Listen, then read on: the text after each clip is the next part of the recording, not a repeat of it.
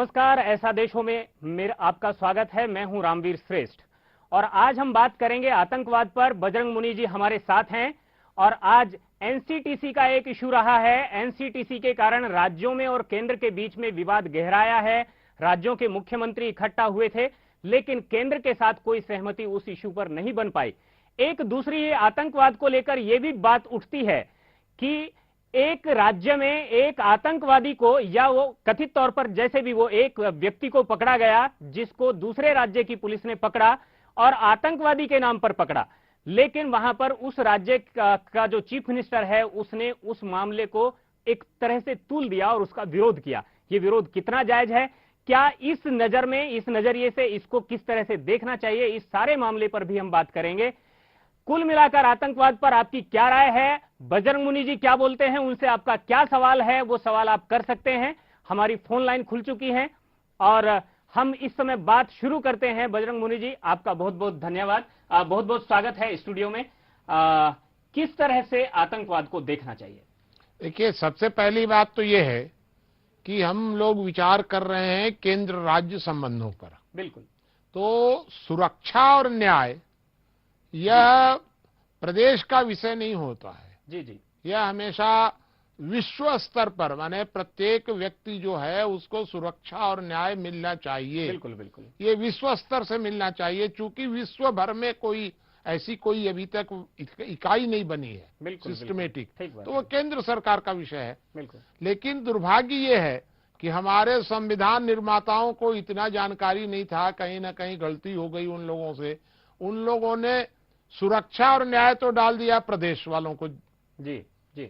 और शिक्षा, स्वास्थ्य, इस प्रकार के विषय जो प्रदेश के होने चाहिए थे वो केंद्र को दे दिए बहुत से। जी जी जी। तो ये गड़बड़ पैदा हुई, संविधान बनाते समय गड़बड़ी पैदा हुई, उसके कारण ये लड़ाई शुरू हुई है। अन्यथा सुरक्षा और न्याय तो केंद्र का ही विषय है। आतंकवाद केंद्र का विषय है, प्रदेश का हो ही नहीं सकता है। अच्छा, एक जो बहुत जो आपकी सोच है, जो आपका नजरिया है, उसमें आप कैसे देखते हैं आतंकवाद को? आप किस तरह से परिभाषित करते हैं और इस पर कैसे लगाम कसी जा सकती है? दोनों विषय देखिए, प्रदेश और केंद्र का यदि दोनों के संबंधों की बात होगी तो आतंकवाद को नियंत्रित करना हमारी सर्वोच्च प्राथमिकता होनी चाहिए। बिल्कुल बिल्कुल। क्योंकि आतंकवाद व्यक्ति के फंडामेंटल राइट्स पर आक्रमण करता है। बिल्कुल। देश की संप्रभुता को भी साथ में नुकसान पहुंचाता है। केवल देश के खिलाफ नहीं है, सरकार के खिलाफ नहीं है, वह तो समाज के भी खिलाफ है, व्यक्ति के भी खिलाफ है। बिल्कुल। तो इसलिए आतंकवाद को तो किसी भी हालत में बर्दाश्त नहीं किया जा सकता है। अब प्रश्न ये उठता है कि आतंकवाद केंद्र का विषय होना चाहिए कि नहीं होना चाहिए। तो मेरे विचार से तो केंद्र का ही विषय है। प्रदेश उसमें बिना मतलब के टांग फंसा रहा है। प्रदेश का तो कोई औचित्य ही नहीं है। एक मुद्दा अभी उठा, आप खुद, आपसे कई बार चर्चा हुई है तो आप खुद नीतीश कुमार की बहुत प्रशंसा करते रहे हैं, लेकिन नीतीश कुमार ने जब कर्नाटक की पुलिस जो है बिहार में आकर एक आतंकवादी को पकड़कर ले गई तो नीतीश कुमार ने कहा कि बाकायदा विरोध दर्ज कराया कि हमारे राज्य में आप आए, कैसे आए, तो आपने सूचना क्यों नहीं दी, सूचना, और आप हमारे बिना जो है एक आतंकवादी को कैसे पकड़ कर ले गए? क्या कहेंगे? एक बात आप बताइए, मैं नीतीश कुमार की प्रशंसक हूँ और प्रशंसक ही नहीं बल्कि समर्थक भी हूँ। बिल्कुल। अब वो भी तो मनुष्य हैं। बिल्कुल। अगर एकाध ठो गलती हो गई तो माफ कर देना चाहिए, उसमें कौन सी बड़ी बात हो गई? आप इसे गलती मानते हैं? जी, नीतीश कुमार ने गलती की है। क्योंकि देखिए, वास्तव में तो नीतीश कुमार को ये कहना चाहिए कि कोई आतंकवादी या कोई बड़ा गंभीर अपराधी, बिल्कुल, वो आकर के बिहार राज्य में छिप कर रह रहा है और नीतीश कुमार उसको आज तक नहीं पकड़ पाए, तो इनको कहना चाहिए कि भाई मैं शर्मिंदा हूं, देखो कर्नाटक वालों, मैं आपसे माफी मांगता हूं। वास्तव में मेरा कर्तव्य था कि मैं ऐसे अपराधी को पकड़, जैसे पाकिस्तान। बिल्कुल। अब पाकिस्तान में आके आखिर अमेरिका मार दिया, अब पाकिस्तान बेचारा क्या करता? क्योंकि गलती पाकिस्तान की थी कि ऐसे आतंकवादी को आपने शरण देके रखी है, छिपा के रखा है। नीतीश कुमार ने शरण नहीं दी थी उसको। बिल्कुल। लेकिन नीतीश कुमार पकड़ नहीं सके, इसलिए नीतीश कुमार को शर्मिंदा होना चाहिए था। लेकिन अब गलती नीतीश कुमार ने की कि शर्मिंदा होने के बजाय नीतीश कुमार अकड़ने लग गए। तो भाई अब गलती तो आदमी से होती है, इसलिए उसको मेरे विचार से इसको तूल नहीं देना चाहिए नीतीश कुमार कहीं का। आपको मोनी जी ये लगता है कि अगर केंद्र के जिम्मे ये सारा इशू आ गया तो क्या आपको ऐसा नहीं लगता है कि केंद्र इसका सियासी उपयोग या दुरुपयोग कर सकता है? क्या सियासी उपयोग केंद्र क्या करेगा? बिल्कुल, आतंकवादियों को पकड़ेगा मान लीजिए, ठीक है, तो किसी बेगुनाह को भी पकड़ सकता है। बिल्कुल। तो जो बेगुनाह व्यक्ति है वो प्रदेश का है कि केंद्र का है? व्यक्ति जो है वह देश का नागरिक है, बिल्कुल, प्रदेश का नागरिक ही नहीं है, वो देश का नागरिक है। ठीक है। तो मेरा ये सोचना है कि आतंकवाद के मामले में या सुरक्षा और न्याय के मामले में यदि केंद्र कोई अत्याचार भी करता है, बिल्कुल, तो वह विश्व देखेगा, दुनिया देखेगी, जनता देखेगी, बिल्कुल, बिल्कुल, समाज देखेगा। प्रदेश का काम नहीं है उसको इसको देखना। प्रदेश अपना, बाकी प्रदेश के लोग ये तो अपनी शिक्षा वगैरह की तो सुरक्षा नहीं कर पा रहे हैं।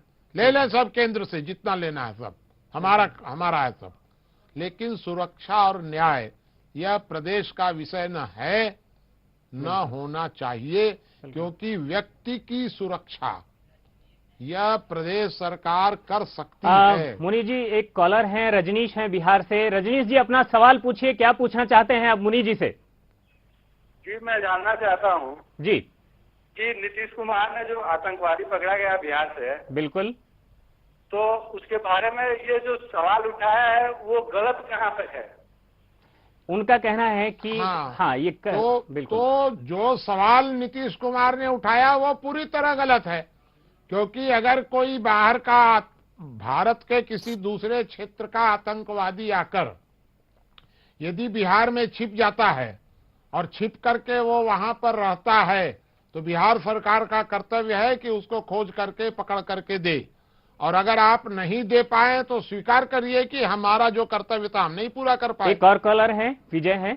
विजय देहरादून से हैं। विजय जी अपना सवाल पूछिए, क्या पूछना चाहते हैं? मैं पूछना चाहता हूं कि जो बाल ठाकरे और राज ठाकरे का राजनीतिक आतंकवाद है, बिल्कुल, उनका कहना है आतंकवाद भी कई तरह का है, एक आतंकवाद है। हाँ, तो बाल ठाकरे और राज ठाकरे का जो आतंक है उसको क्रश किया जाना चाहिए। मैं उससे कहाँ खिलाफ हूँ। कैसे क्रश किया जाए? नहीं, क्रश किया जाए कि बाल ठाकरे, लोकतंत्र में सबको जिसको वोट ज्यादा मिलेंगी वो नेता बनेगा। नहीं तो वो नेता बनेगा, तो उसको किसी भी प्रकार से उसको आतंक फैलाने का अधिकार नहीं है।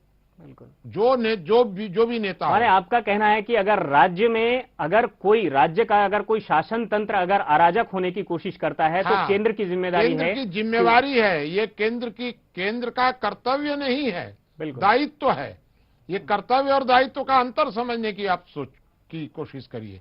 अगर महाराष्ट्र में भी बाल ठाकरे, राज ठाकरे और कोई ठाकरे, जो भी ठाकरे हों, बिल्कुल, ये लोग यदि किसी प्रकार से भी अराजकता का वातावरण बनाते हैं, बिल्कुल, तो केंद्र की जिम्मेवारी है इस बात की कि केंद्र वहां के लोगों की सुरक्षा करे। लेकिन मुनि जी हमारे यहाँ जिस तरह से संघीय ढांचे को अंग्रेज हमें सौंप कर गए हैं, उसमें एक तरह से राज्य, कुछ चीजें छोड़ दी जाएं तो राज्य अपने आप में एक देश की तरह है। तो ये बताइए कि यही तो लीबिया भी देश की तरह था? देश की तरह नहीं था। लीबिया तो प्रभुता संपन्न था। बिल्कुल, लीबिया था, इराक था, पाकिस्तान में हमारा कैसे कर लेंगे। मैं तो ये सोच रहा हूं कि यदि केंद्र सरकार भी यदि राज ठाकरे, बाल ठाकरे, फलाने ढिकाने इस तरह के लोगों को नहीं रोके। बिल्कुल, एक आप ही के होम टाउन रामानुजगंज से प्रमोद नाम के कॉलर हैं। प्रमोद जी क्या सवाल है आपका?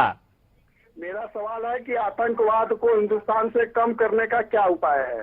सीधा सा प्रश्न है। आतंकवाद को कम करने के लिए पहले तो आतंकवाद को समझाया बुझाया जाए, नहीं माने तो उनका सफाया कर दिया जाए, चाहे कानून से हो चाहे बिना कानून के हो, लेकिन आतंकवाद को बढ़ने नहीं दिया जा सकता है। क्या नक्सलवाद और आतंकवाद दोनों को आप एक साथ, कुछ इनमें कनेक्शन आप देखते हैं? हाँ, ये तो है ही। क्या कनेक्शन है? जी, नक्सलवाद और आतंकवाद, नक्सलवाद भी आतंकवाद है। बिल्कुल, और आतंकवाद जो है वो तो आतंकवाद है ही है। लेकिन हम ये भी जानना चाहेंगे जिस राज्य से आप आते हैं वहां पर नक्सलवाद कमोबेश नंबर 1 पर है या नंबर 2 पर है, तो वहां पर्टिकुलर आपका जो इलाका है वहां पर नक्सलवाद को कैसे आपने ट्रीट किया? जी, तो क्या देश के लिए वो नजीर हो सकता है, उदाहरण हो सकता है? तो ये बात मैं आपको बताऊं कि पूरे भारत में जहां नक्सलवाद आया वहां से वापस नहीं हुआ। बिल्कुल। हमारे क्षेत्र में नक्सलवाद आया, छत्तीसगढ़ के बस्तर में पहले नक्सलवाद आया, उसके बाद हमारे सरगुजा जिले में आया। सरगुजा मतलब रामानुजगंज जिले में। बिल्कुल। तो रामानुजगंज जिले में नक्सलवाद आया। बिल्कुल। नक्सलवादियों ने अपनी सारी एक सरकार बना ली। इसी मसले को हम आगे बढ़ेंगे। एक कॉलर को लेते हैं, रणजीत सिंह हैं, लुधियाना से हैं। इसी तरह का कुछ एक सवाल आपसे वो पूछना चाहते हैं। पूछे सवाल अपना। मोदी जी सत श्री अकाल। जी सत श्री अकाल, पूछिए अपना सवाल। ये जी सरबजीत जो है वो क्या करेगी जी, वो तो आतंकवाद से भी कुछ जुड़ा हुआ नहीं था जी। एक बार फिर पूछेंगे जी। क्या उम्र कैद में नहीं बदलनी चाहिए जी? एक बार फिर पूछेंगे अपना सवाल आप। सरबजीत जो है वो हाँ, आतंकवाद से भी नहीं जुड़ा हुआ था। बिल्कुल। तो क्या उसकी फांसी जो है वो ये सरबजीत जो सरबजीत जो एक पाकिस्तान में जो बंद है, उनके बारे में जो ये आप प्रश्न कर रहे बिल्कुल, हैं, बिल्कुल। तो प्रश्न विचार करने का विषय यह है कि एक आपका सर्वजीत की ही फांसी का बदलना चाहिए। आप खाली माने सिख की चिंता करेंगे कि भारत के बाकी लोगों की भी चिंता करेंगे?